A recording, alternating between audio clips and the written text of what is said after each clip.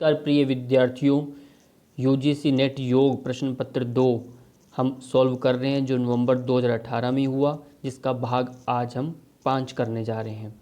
आज का पहला प्रश्न, ईड़ा, पिंगला और सुषुम्ना नाड़ियों को क्रम से किस रूप में जाना जाता है।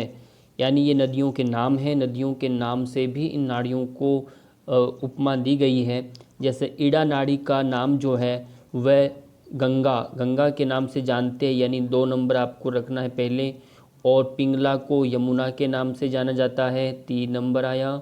और इसी के साथ आपका आएगा सुषुम्ना को सरस्वती से संबोधित किया गया है। इस तरह से गंगा, यमुना, सरस्वती, कावेरी ऑप्शन यहाँ पर गलत हुआ। अगला प्रश्न जो है वह ये है कि श्रीमद् भगवत गीता के अनुसार सात्विक आहार के गुण बताने हैं। जब हम आहार की बात करते हैं तो आपने ध्यान रखना है, जब भी सात्विक, राजसिक, तामसिक 3 प्रकार के आहार हैं जो गीता में बताए गए हैं। अब वहाँ पर 17वें अध्याय का 8 नंबर श्लोक वहाँ पर जाके आप एक बार देखिए, और उसमें आएगा आयु सत्व बलारोग्य सुख प्रीति विवर्धना रस्यः स्निग्धा स्थिरा हृदया आहारः सात्विक प्रियः। तो इसमें अभी ये बताना है कि सात्विक आहार वाले, पहले का आयु सत्व, सत्व का अर्थ होता है बुद्धि, आयु और बुद्धि का वर्धक हुआ, एक ऑप्शन यहाँ पर सही हुआ। दूसरा है आरोग्य सुख प्रीति वर्धना, इसमें आयु का और सुख और प्रीति वर्धक, ये ऑप्शन भी ठीक है। रस्या स्निग्धा स्थिरा, ये यहाँ पर नहीं है, इसमें उष्ण लवण, ये आपका ऑप्शन गलत हुआ। चिंता और व्याधिकारी भी गलत है, यानी सुख और प्रीतिवर्धक, आयु और बुद्धि वर्धक वाला भोजन सात्विक आहार कहलाएगा। अगला ऑप्शन है, यानी अगला प्रश्न है आपका, योग सूत्र के अनुसार अभ्यास की सिद्धि के लिए निम्नलिखित में से कौन से आवश्यक है। यानी यहाँ पर ये बताना है, पातंजल योग दर्शन सूत्र से संबंधित प्रश्न है। पहला अध्याय यानी समाधि पाद का आप 14 नंबर का सूत्र देखिए, वहाँ आएगा सह तू दीर्घ काल निरंतरीय सत्कारा सेवितो दृढ़ भूमि। यदि आपने साधना में दृढ़ता लेके आनी है तो उन्होंने कहा दीर्घ काल तक और निरंतरता के साथ आपने अभ्यास को करना है। भक्ति का उसमें कोई ऑप्शन नहीं है, स्वाध्याय का नहीं है, इस बात का ध्यान रखना है। दीर्घकाल ऑप्शन सही है, निरंतरता सही है, और वहाँ सत्कार यानी श्रद्धा भाव के साथ जो उसका सेवित करता है, उसको अभ्यास में तल्लीन रहता है, वही दृढ़ भूमि को प्राप्त होता है। अगला प्रश्न जो है, सहभुवय के अंतर्गत निम्नलिखित में से कौन सम्मिलित है। ध्यान रखना है, वहाँ पर एक तो है अंतराय, अंतराय यानी उसमें प्रमुख अंतराय हैं जिसे हम विक्षेप के नाम से भी जानते हैं, और कुछ है सह विक्षेप यानी उप अंतराय। ये सहभुवय जो है ये उप अंतराय हैं। जो अंतराय जो हैं वो तो है 9 प्रकार के, और सहभुवय जो है वो उनकी संख्या है 5 प्रकार की। तो सहभुवय आप पातंजल योग दर्शन सूत्र का पहले अध्याय का 31 नंबर सूत्र संख्या देखिए, तो वहाँ पर लिखा होगा दुख दौर मनस्य अंग में जत्व श्वास प्रश्वास विक्षेपः सह भुवः। इस तरह से लिखा है, दुख दौर मनस्य, श्वास प्रश्वास आता है और अंग में जत्व वाला नहीं है। स्त्यान अनवस्थिति, ये क्या है, प्रमुख जो अंतराय हैं विक्षेप उनके प्रकार हैं ये, इसलिए ये सहभुवय के प्रकार नहीं हुए। तो पहले 2 ऑप्शन बिल्कुल सही है। अगला प्रश्न जो है, वात प्रकृति वाले व्यक्तियों के लिए आहार के कौन से प्रकार लाभदायी होते हैं। प्रश्न है, वात प्रकृति वाले व्यक्तियों के लिए आहार के कौन कौन से प्रकार लाभदायी है, ये हमने देखना है। इसमें दिया है शीत, स्निग्ध, रुक्ष, गुरु। अब देखिए, आयुर्वेद के अंदर भी 3 प्रकृति के आहार लिए गए हैं, वात प्रकृति, पित्त प्रकृति, कफ प्रकृति। वात, पित्त, कफ, ये 3 प्रकार के आहार हैं, और इनमें से देखें तो इसमें से कोई रस नहीं है, यानी षड रसों की चर्चा की गई है तो षड रस इसमें नहीं है, ये खाली उनके गुण हैं, धर्म है यानी रस के। अब इसमें वात जो प्रकृति का जो होता है व्यक्ति, उसको शीत, आपको वात प्रकृति वाले को क्या करना, शीत प्रकार का और उसको रुक्ष भोजन लेना है। स्निग्ध यहाँ पर, यहाँ ऑप्शन क्या है, लाभदायी नहीं है ये बताना हमने, इसलिए शीत वाला नहीं लेना और रुक्ष भी नहीं लेना, ये ऑप्शन ठीक है। लेना कौन सा है, वैसे स्निग्ध लेना है, चिकना लेना है, क्योंकि जब वात का रोग होता है, गठिया टाइप में जोड़ों में दर्द होता है, तो हमें चिकना भोजन लेना है ताकि उसमें श्लेष्मा बढ़े। गुरु लेना है ताकि भारी भारी भोजन लेना है ताकि उसको निद्रा में, नींद में फ़ायदा मिलता है। तो रूखा और शीत युक्त भोजन नहीं लेना। एक साथ में और ध्यान रखना आपने, षड रसों के अंदर जो वात वर्धक हैं, है ना, वात वर्धक की बात करें तो वात को जो बढ़ाने वाले हैं वो ये हैं कटु, तिक्त और कषाय। ये तीन रस जो हैं, कटु यानी कड़वा, तिक्त यानी चरपटा, कषाय यानी कशेला, ये तीन जो रस हैं इनका यदि सेवन करे कोई भी तो वो वात उसका बढ़ जाएगा, तो ये इनका सेवन नहीं करना। और यदि वात का शमन करना है, वात को नाश करना है, तो तीन रस कौन से हैं, स्निग्ध, सॉरी उसमें आपका आता है मधुर आएगा, मधुर यानी मीठा, अमल यानी खट्टा, लवण यानी नमकीन। ये भोजन यदि आप लेते हैं इन रसों युक्त जो है तो वो आपके वात का नाश करने वाले हैं। इस तरह से षड्रसों को अच्छे से याद रखना है, हर बार इनको घुमा फिरा के पूछे जाते हैं प्रश्न। अगला प्रश्न आपके लिए है वो ये है, योग साधना में सफलता के लिए निम्नलिखित में से कौन से उत्तरदायी हैं।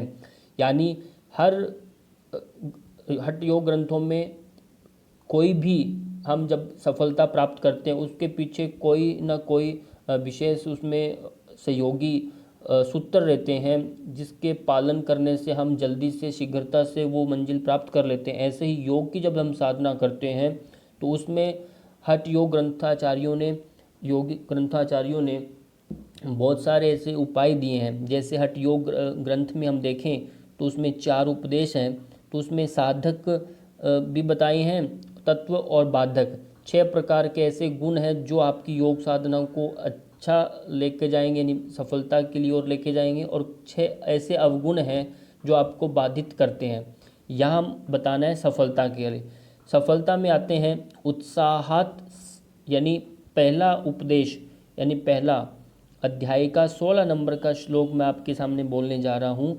उसमें आता है उत्साहात साहसाद, उत्साहाद और साहसाद, धैर्यात तत्वज्ञानात निश्चयात, जनसंग परित्यागात षड्भिर योग प्रसिद्ध्यति। ये 6 प्रकार हैं और ये प्रयास और नियम आग्रह जो है ये साधक के यानी योग साधना में बाधक तत्व हैं, न कि साधक तत्व। और ये 2 जो हैं ये साधक तत्व आते हैं उन 6 प्रकारों में से। अगला प्रश्न आपके लिए है, हठ योग प्रदीपिका जो है उसमें 10 मुद्राओं का जो वर्णन किया गया है उनमें से नहीं है, इनमें से वो बताना है। हठ प्रदीपिका अंदर जो तीसरा अध्याय के अंदर आप देखेंगे 67 नंबर का श्लोक, उसमें और सॉरी 67 नहीं है, यानी आपका 6 और 7 नंबर का श्लोक देखेंगे, 6 और 7 नंबर का श्लोकों में देखेंगे, वहाँ अभी नाम में 10 प्रकार की जो बोल रहा हूँ, दोनों श्लोकों को बोल के बताता हूँ, उसको देखिए। पहले आता है महामुद्रा, महामुद्रा इसमें ऑप्शन है, महामुद्रा, महाबंधो, महाबंध भी आ गया, महावेदश्च, खेचरी, उद्यानम मूलबंधश्च, बंधो जालंद्राभिदश्च। अगला आता है करणी विपरीताख्या वज्रोली शक्ति चालनम, इदम ही मुद्रा दशकम जरा मरण नाशनम। इस प्रकार से कहा, यानी शांभवी मुद्रा और अश्विनी मुद्रा इन 10 प्रकार की मुद्राओं में नहीं है।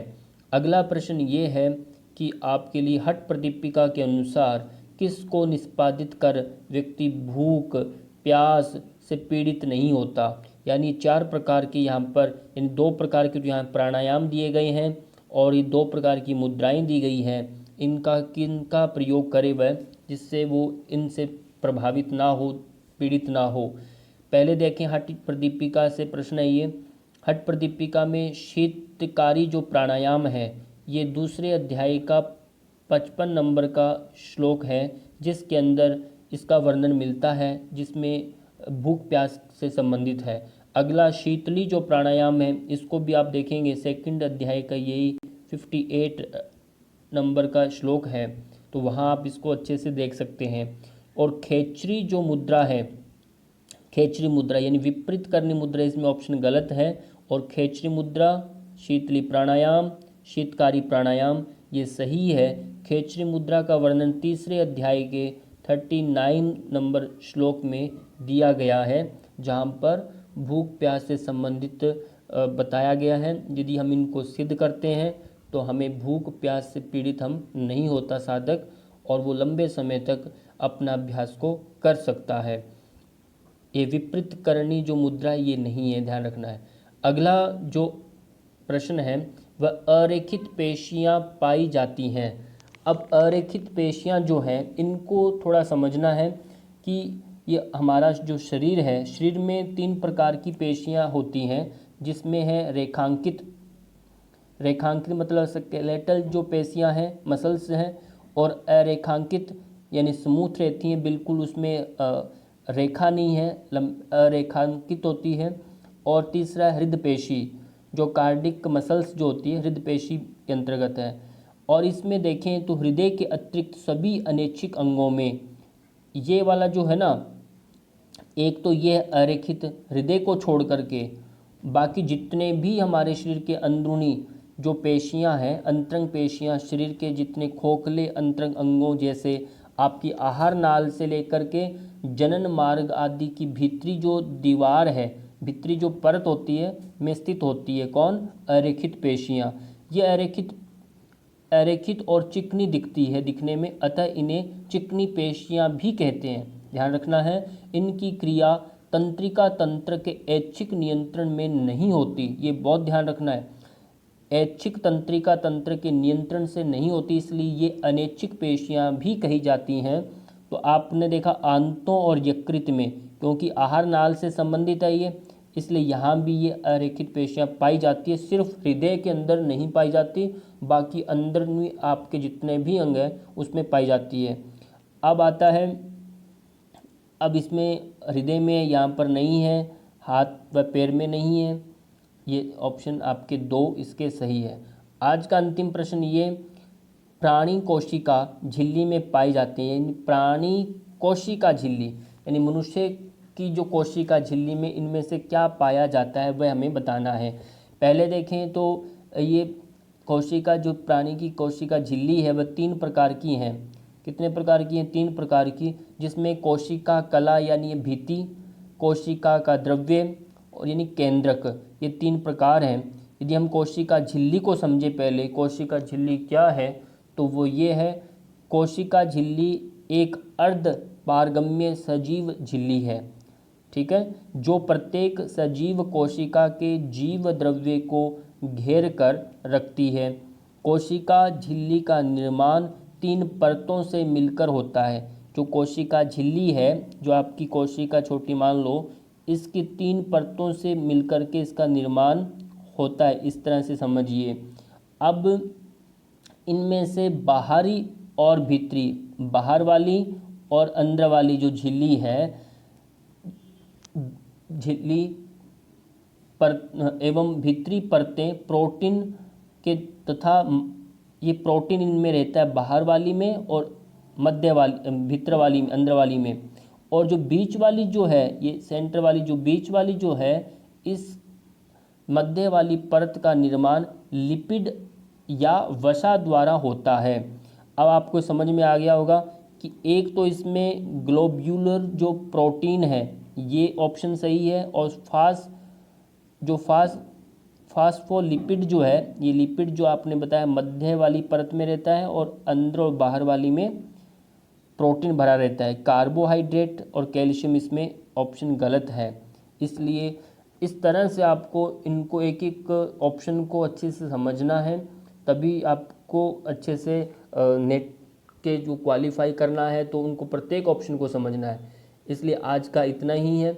और भी किसी को कुछ समझ में ना आए तो मुझे बताइए, और इनके बाद जैसा भी रहेगा हमारा व्यवस्था और आगे कैसे हम पढ़ते हैं उनको पढ़ेंगे। तब तक के लिए फिर मिलते हैं। सबको नमस्ते।